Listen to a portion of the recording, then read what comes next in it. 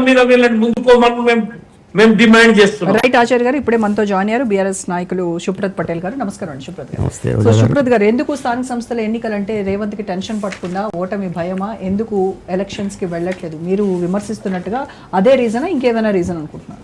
ఈరోజు రోజా గారు, మీకు అదేవిధంగా ప్యానల్ ఉన్నటువంటి చార్యన్న గారికి, చరణ్ కౌశిక్ గారికి, అదేవిధంగా సర్పంచ్ సంఘం నాయకులకు అందరు కూడా గుడ్ ఈవినింగ్.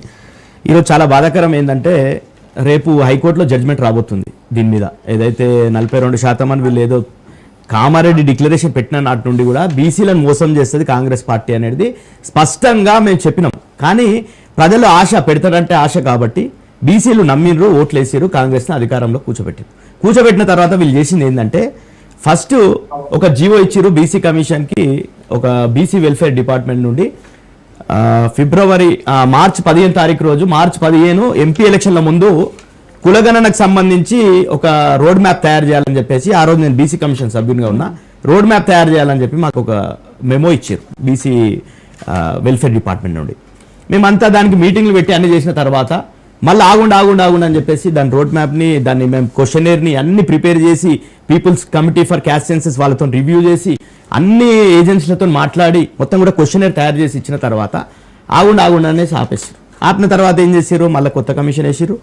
దానికి ఎవరైతే ఇప్పుడు నిరంజన్ గారు ఉన్నారో, నిరంజన్ గారికి టీఓఆర్లో ఇచ్చారు వాళ్ళకి చేయమని. వాళ్ళు కొన్ని జిల్లాలు తిరిగిన తర్వాత హైకోర్టు చెప్పింది డెడికేటెడ్ కమిషన్ వేయాలని చెప్తే, అక్టోబర్లో భూసాని వెంకటేశ్వర్లు గారితో ఒక కమిటీ వేసి, ఆయనతోనే ఒక సింగిల్ మ్యాన్ ఆయననే కమిషన్ వేసారు. కమిషన్ వేసిన తర్వాత మేము అప్పటి నుండిగా చెప్పినాం, కమిషన్ వేస్తే కమిషన్ ద్వారా మీరు కులగణన చేయండి, లెక్కలు తీయండి. వీళ్ళు కమిషన్ ద్వారా తీయకుండా ప్లానింగ్ డిపార్ట్మెంట్ ద్వారా జీవో నంబర్ 18 ప్రకారంగా ప్లానింగ్ డిపార్ట్మెంట్ తీసింది. దాని పర్యవేక్షణ కరెక్ట్ లేదు, లెక్కలు కరెక్ట్ రాలేవనేది అందరూ కూడా బీసీ సంఘాలు మొత్తం కూడా చింపేసిన. లెక్కలు వచ్చిన తర్వాత 46% ఉన్నామా మేము, గతంలో 51% ఉన్నామని చెప్పేసి చింపి పడేసినటువంటి చూసినాం, అంటిపెట్టినటువంటి చూసినాం. ఈ కులగణన అనేది పూర్తిగా బూటకం అనేది మొత్తం కూడా తెలిసిపోయింది. తర్వాత ఏం చేశారు వీళ్ళు, అసెంబ్లీలో ఫస్ట్ ఏమన్నారు, తీర్మానం అన్నారు, తర్వాత బిల్లు పెట్టిరు. మేము మద్దతు ఇచ్చినాం, ఎందుకంటే బీసీల కోసం అన్ని పార్టీలు కలిసి వచ్చినాయి. ఆడున్నటువంటి అసెంబ్లీలో ఉన్నటువంటి అన్ని పార్టీలు ఏకపక్షంగా నీకు ఏకగ్రీవంగా తీర్మానం చేసినాయి. చేసిన తర్వాత ఇప్పటి వరకు ఈ ప్రభుత్వం చేసినటువంటి చర్యలేదు, రేవంత్ రెడ్డి గారు చేసినటువంటి చర్యలేదు. మొన్న నీతి ఆయోగ్ విషయంలో తెలంగాణ రాష్ట్రానికి అన్యాయం చేస్తుంది కేంద్ర ప్రభుత్వం, నేను ఆ నీతి ఆయోగ్ మీటింగ్ ని బహిష్కరిస్తా అని చెప్పిండు గతంలో. చెప్పి మళ్ళీ మొన్న పోయి చెట్టాపట్టాలు వేసుకొని తిరిగిన మోడీతోని, మళ్ళీ ఇక్కడ వచ్చేసి దత్తాత్రేయ గారి మీటింగ్ లో ఏం చెప్పిండంటే, మోడీ నాకు అడిగిండు, అరే మీ గురువు ఉన్నాడు చంద్రబాబు నాయుడు అంటే, చంద్రబాబు నాయుడు నేను కాలేజ్ చేసిన, అంతకుముందు స్కూల్ మీ దగ్గరనే చదివినా, ఇప్పుడేమో జాబ్ రాహుల్ గాంధీ ఇచ్చిన, ఈ చిల్లర మాటలు మాట్లాడడానికి మోడీ గారితో టైం ఉంది రేవంత్ రెడ్డి గారు. కానీ ఈ 42% ఏదైతే మేము బిల్లు పంపినామో దాన్ని ఆమోదించాలని డిమాండ్ చేసిండా, అది చేయలేడు, చేతులు దులుపుకున్నాడు. అదేవిధంగా 2 మార్గాలండి. ఈరోజు ఆర్టికల్ 243D-T-6 రెండిట్లో కూడా స్పష్టంగా ఏముందంటే, ఎస్సీ ఎస్టీలకు జనాభా దామాషాలో రిజర్వేషన్లు ఇవ్వాలని ఉంది లోకల్ బాడీస్లో.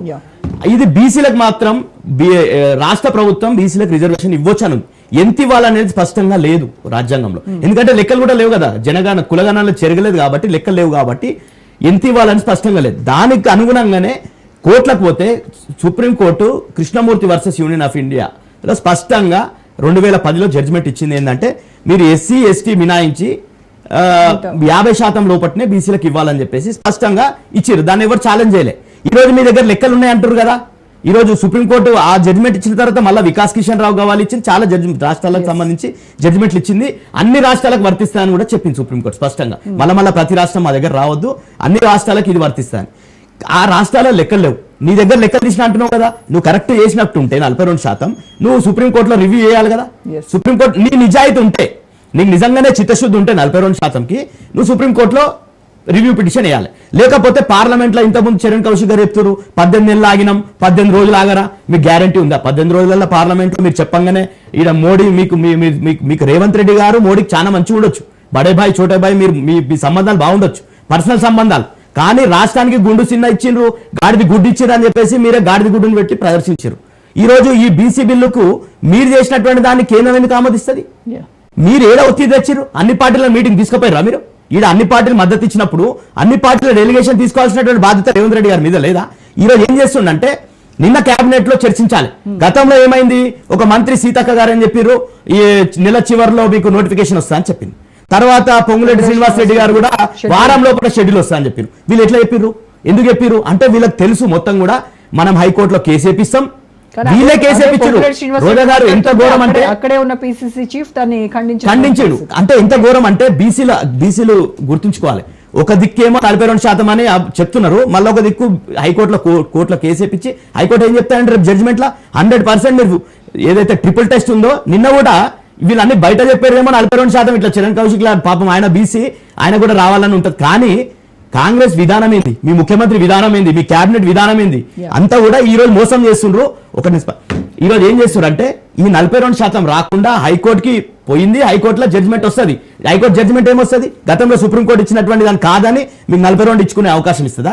మీ బాటలు ఏమున్నాయి, నిన్న హైకోర్టులో ఏం చెప్పారంటే మేము ట్రిపుల్ టెస్ట్ ఫాలో అయ్యి మేము ఎన్నికలు పెడతాము, 1 నెల సమయం కావాలి, 2 నెలల్లో పెట్టేస్తామని చెప్పారు. అంటే మీరు ట్రిపుల్ టెస్ట్ అంటే ఏంది, 50% దాటొద్దు, ఎస్సీ ఎస్టీ పోను అన్నప్పుడు ఎంత మోసం చేస్తున్నారు బీసీ ప్రజల్ని. ఈ రోజు మొత్తం కూడా మోసం చేస్తుంది కాంగ్రెస్ ప్రభుత్వం. ఈ రోజు ఏ విధంగా కూడా 42% మీరు విద్యా ఉద్యోగాలు అన్నారు, మీరు జీవో ఇచ్చిరా? ఈ రోజు నోటిఫికేషన్లలో 42% అమలు చేస్తురా? మీరు బీసీలను మోసం చేయడానికే. సో మీరు ముగ్గురికి సమాధానం చెప్పాల్సి ఉంటుంది. అటువైపు సర్పంచ్లు ఉన్న జనరల్ సెక్రటరీ ఉన్నారు, బీజేపీ